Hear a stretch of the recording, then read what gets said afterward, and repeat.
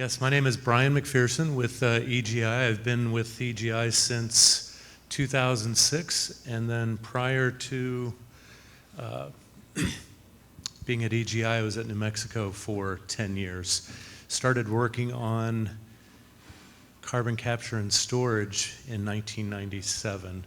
So I'm really pleased to be here, very grateful to have finally met Ganesh. He is a living legend of CCS, and so looking forward to our session, our panel tomorrow, because we will discuss how this scenario of the energy transition being facilitated in part by carbon neutrality, there's still some challenges that lie ahead. But EOR plays a critical part in that, and I think that will become very clear. It's already very clear, but we'll discuss it in great detail tomorrow. So I want to talk about the value chain, especially with respect to 45Q. It's really been a game changer for CCS. In 1997, I gave some of the same elements in talks that I will present today, and some things have not changed, but others have changed dramatically over the last almost 3 decades. I want to acknowledge EGI especially, but the Utah Science, Technology, and Research Initiative, which has funded a great deal of the local work at EGI, the U.S. Department of Energy, all the results, and the 30, 50 papers that we've published on this work, funded by the National Energy Technology Laboratory. Always must acknowledge their role in the work. And then lastly, but most importantly, the scholars who have worked on this at EGI with the team for decades. It's truly right now, I've said to Millant many times that this is the best group that we've worked with all along. And like I said, I've been doing this a long time. Just a fantastic group of people. So the motivation, really what it comes down to, OMB and others are updating these graphics in real time, but as oil price increases, the oil produced and carbon dioxide stored increases. Okay, they're tied together, inextricably tied together, coupled, cannot get around that at this time. At $75 per barrel and $30 per ton CO2, 7.5 BTSB is produced, 2.4 gigatons CO2 in a reservoir, for example. The U.S. consumes about 6 BTSB per year and produces about 4.5 and emits 3.5 gigatons per year from electricity generation and industrial sources. So it's a pretty convoluted picture, and the timing, the responses of the system are not immediate. Okay? Sometimes the feedback comes much later. But then the net conclusion, the net point that we want to draw from this is as oil price increases, CO2 storage increases. As CO2 price decreases, oil produced and CO2 stored increase. It's a straightforward system, but also really complex and very sensitive. Right. Also, this is from 6 years ago, the IPCC report 2018 on 1.5 degree warming. This presentation will be archived and available, nothing proprietary in here. But I urge you, if you've not looked at this report lately, if you've not looked at it at all, download it, read through it. It's an eye-opener. It's kind of disturbing in a way, but it's very helpful for providing the context for how climate, well, just check out the report. Overshoot is a likely, overshoot meaning that exceeding 1.5 degrees Celsius warming is a distinct possibility. In fact, it's almost impossible to ignore or avoid, rather. We'll need at least, almost a 10% increase in carbon intensity is needed to bring the curves, the warming curves down, okay? These are model predictions. That means a removal of 1,000 to 2,000 gigatons of CO2. we're too late to stop the 1.5. We will overshoot, but we can by 2050, as Ganesh mentioned earlier, we can reach that 1.5. It is possible, but it's a delicately balanced system. So, all right. Global strategies require sound and effective regional strategies. The national goals, of course, are rapid, and global goals, rapid transition to carbon neutral energy economies. Capturing CO2 is essential with rapid deployment of renewables, so that transition that we've been talking about this morning. And in my opinion, and every time I say this, I see lots of heads shaking in the room. Some people disagree, some people disagree. Mixed agreements on this. Coupling commercial scale storage to direct air capture is essential. My opinion only. But it's, again, it's to get 1,000 to 2,000 gigatons removal, it's, DAC, I think, is essential. And we've got some good news in that regard, but we also have some bad news, that being that the cost of DAC is still very high. Over $500 to $600 per ton, even more, depending on the technology. Economies of scale will drive that down. It is possible, but it's just not immediate. Again, much of the feedback into the cycle happens later on. So, and I've been, like I said, I've been talking about this for almost 30 years now, and it's this entire objective moves very slowly, which is okay, because we are making progress, though, as a community. All right, some previous projects based in the Utah, New Mexico, Four Corner states. These are completed projects and ongoing projects. Over $90 million of federal funding. Actually, it's over $90 million of federal funding into these 4 projects that I'll summarize here. First, in southern Utah, the Aneth enhanced oil recovery and sequestration. Note that these are all hydrocarbon tied. So in enhanced oil recovery, the project began injecting in 2007, and officially over 3,000. This is the Southwest Regional Partnership on Carbon Sequestration, which I took sabbatical from New Mexico Tech at EGI in 2002, wrote a proposal for the Southwest Regional Partnership. That project just ended officially 2 months ago. So it went on for 22 years. And as part of that project, we completed completed injection of about 300,000 tons CO2 with enhanced oil recovery. Some terrific, the H-index of these combined projects is about 30. It's an incredible project, incredible data set, terabytes of data that are available. I can't get excited enough about it, because it's just, well, you work on something for 25 years and that's what happens. But it's especially induced seismicity. We had put in passive seismic monitoring at this site to capture CO2 seismic energy from the Paradox Valley in Colorado, but that was swamped by the local energy induced by water injection. So it was saltwater disposal that caused the induced events, dozens of induced events every day, less than magnitude 1, between -1 and +1, but still, nevertheless, it helped us identify previously unimaged faults, two major faults in the site. So it became a characterization tool. Induced seismicity as a characterization tool. Who would have thought of that? Another test was the San Juan Basin in northern New Mexico, enhanced coal bed methane project. We purchased for $5 per ton in 2006, 75,000 tons of CO2. We only managed to get in just under 18,500 tons because coal swelling just overwhelmed, closed up the cleats and the permeability. We calculated, it was actually Norm Rapinski, who was at Sandia at the time, now is still active at Pinnacle Technologies in Dallas. Norm calculated that swelling wouldn't start becoming significant until 75,000 tons. But the San Juan Basin coals are relatively dry compared to other coal bed methane fields, and so we just didn't think that the swelling would be that severe, but it was. But still, 18,400 tons is still one of the larger ECBM projects on record with the data collected that we had. And then thirdly, the project that Ganesh mentioned began in 1972. He was working on it, studying it back then.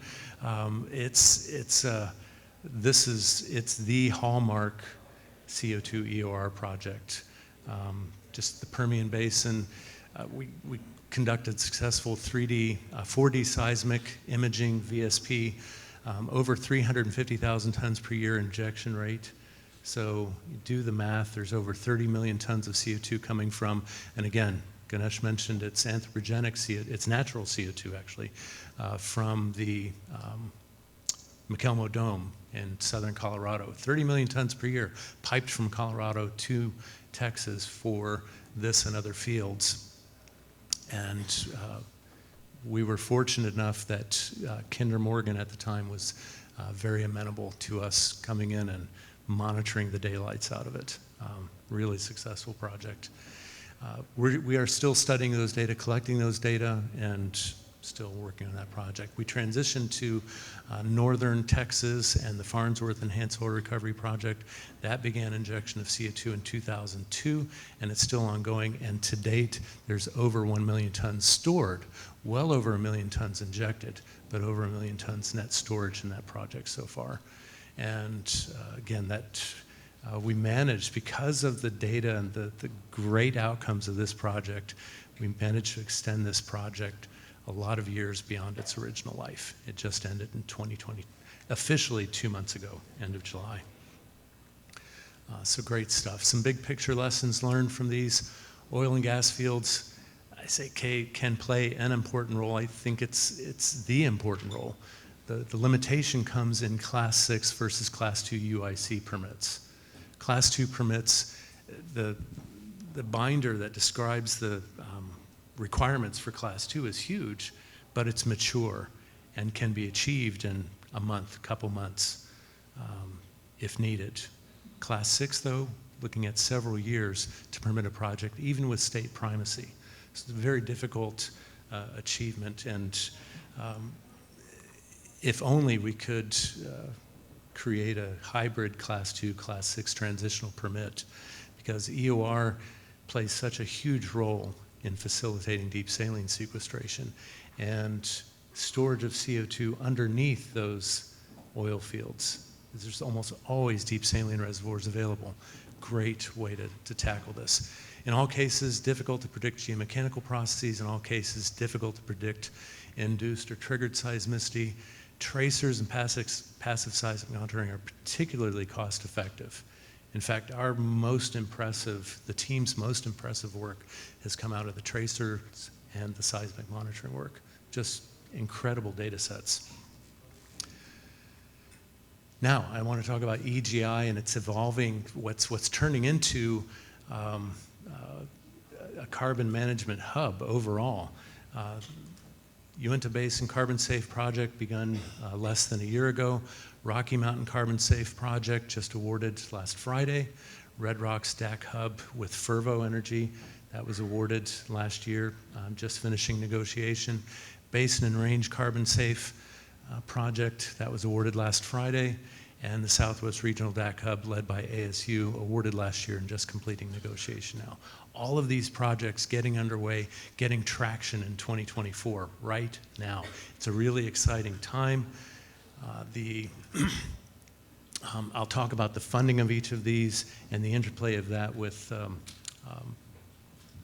45Q tax credits. So I wanted to outline 45Q quickly. I think how am I doing on time, 5 minutes? 4 minutes. 4 minutes, okay. I will be quick. I'm gonna jump to the punchline then. And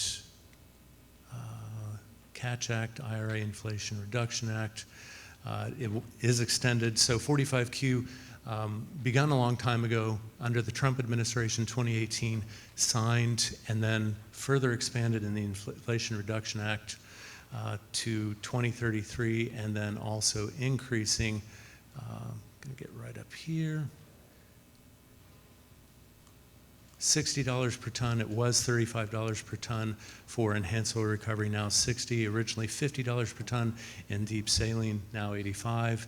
Originally DAC fell under other categories, but now under the Inflation Reduction Act, $180 per ton. Great news, right? But for DAC in particular, the cost of DAC is still over $500 per ton. So $180 per ton is great, but it's still, the feasibility, the practical application is still a little uncertain, let me put it that way. The new federal grants, over $26 million for DAC, almost $40 million in the new carbon safe projects. This is great stuff. This is really new. It's the new SWP. It's the Southwest Partnership. It's the new carbon hub. And Utah is doing some great stuff. But it all is predicated on 45Q. Because, again, $60 to $85 per ton, depending on whether or not EOR is utilized or not in deep saline.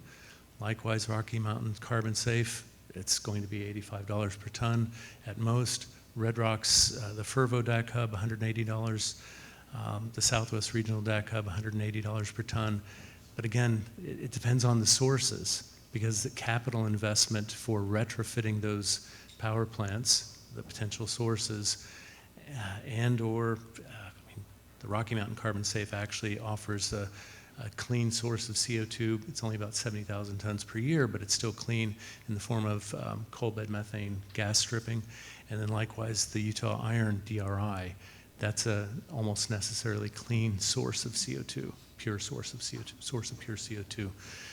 So looking great, but at the same time, it's the economics. That's what I want to set the stage for tomorrow.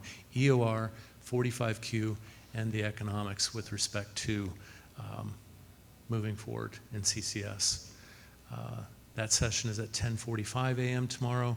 Again, Ganesh and I are honored to moderate that session with you tomorrow.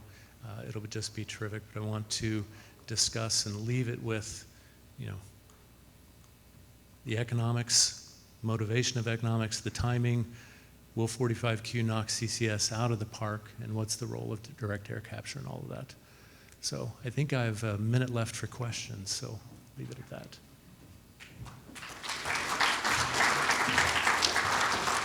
You can talk fast, can't you?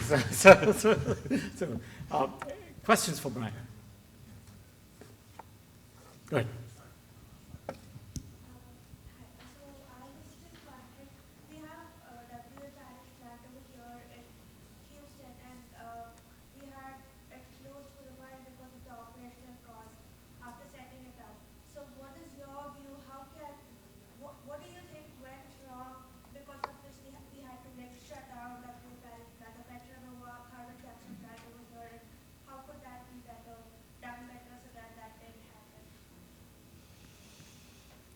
So this is the Parish Power Plant, which had the first large-scale carbon capture as part of the ARA, 2008, 2009. Chuck McConnell was one of the people who got that funded and made that happen. Yep. It was a joint with Nippon. Mitsubishi had done this with NRG, and after operating for 5 years, they had to shut down when we hit the pandemic. So. It's come back up because it's gone into a new companies, but it's had hiccups. So, I liken that to, I compare it to the ADM project, which some of you may have seen the headlines in the past couple of days about the ADM project leaking. That's the storage project in Illinois. So the question becomes, what's the duration of the shutdown for capture? Do the tax credits, if they end up driving it, how are those managed? The implications, this won't happen. None of this will happen without economic motivation. If you're given a tax rebate, are you going to reinvest that money in a interest-bearing account, or are you going to buy a new computer? I mean, it's we have to think about the motivation of the project, and the economics are a part of that. Likewise, leakage, we don't even know the rate of leakage from the ADM project. Yep. So I'm trying to say it ultimately comes back to the economics Yep. is my And response. just to sort of give you a quick insight into that, that particular facility never used the 45Q credits that were available. They were subsidized for the front end, but never used the 45Q.